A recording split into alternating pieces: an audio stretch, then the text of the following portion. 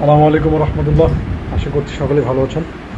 প্রথমবারের মতো Maxfit food থেকে কিছু পণ্য অর্ডার করলাম এবং আমার অভিজ্ঞতা খুবই ভালো এবং তারা যে সার্ভিস প্রোভাইড করেছেন সেটা নিঃসন্দেহে চমৎকার।